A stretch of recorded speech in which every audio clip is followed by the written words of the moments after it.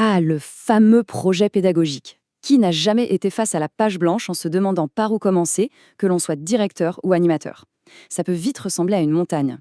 Aujourd'hui, on va déconstruire tout ça ensemble, étape par étape, pour que ça devienne simple, logique et même agréable.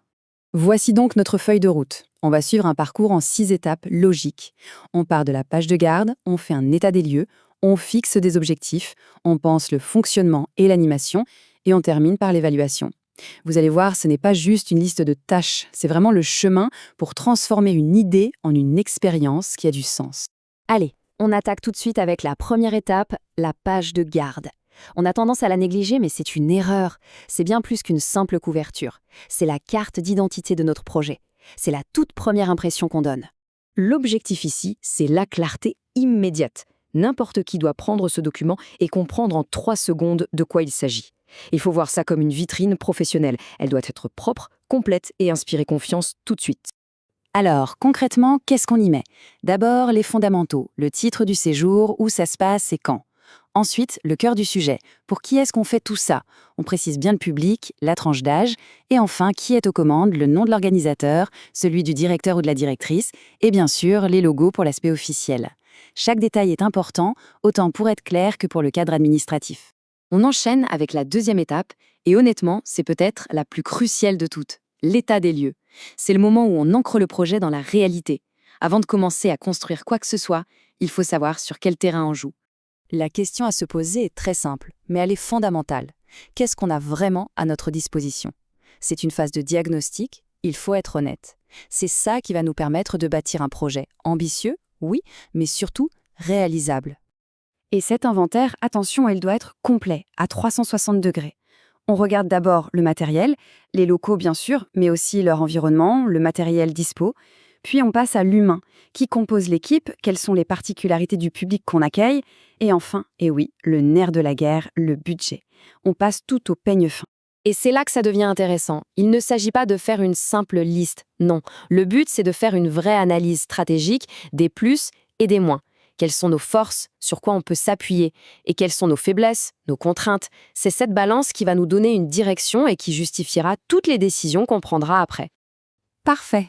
Maintenant qu'on sait précisément d'où on part, on peut enfin décider où on veut aller. C'est notre troisième étape, les objectifs.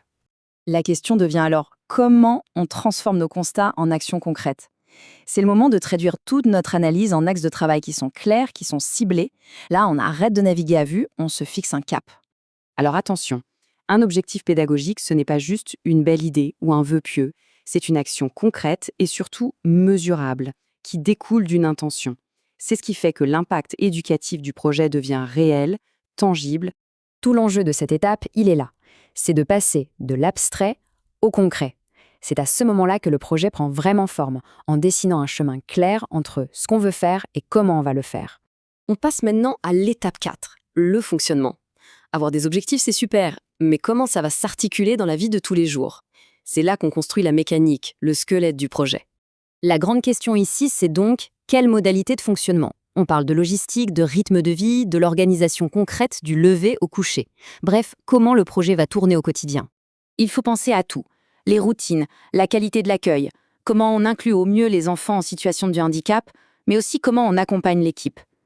Tout ça se cristallise souvent dans un outil super pratique, l'emploi du temps d'une journée type. Et ça, c'est la phrase la plus importante. Ce planning quotidien, il ne sort pas d'un chapeau. Chaque routine, chaque règle de vie doit être une réponse directe à notre état des lieux et doit nous rapprocher de nos objectifs. Dans un projet bien ficelé, tout se tient, tout est lié. Ok, le cadre est posé, maintenant on peut enfin rentrer dans le cœur du réacteur, ce que les participants attendent avec impatience. 5e étape, l'animation. La question est donc, quelle modalité d'animation? C'est la partie créative, celle où on imagine les activités, mais attention, créativité ne veut pas dire improvisation.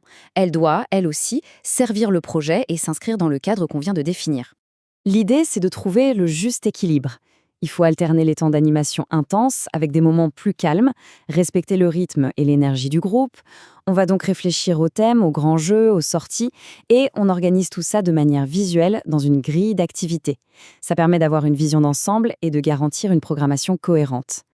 Et oui, cette phrase revient, et c'est normal, c'est le fil rouge de toute notre logique. Les activités, tout comme le fonctionnement, doivent répondre à nos constats et à nos objectifs.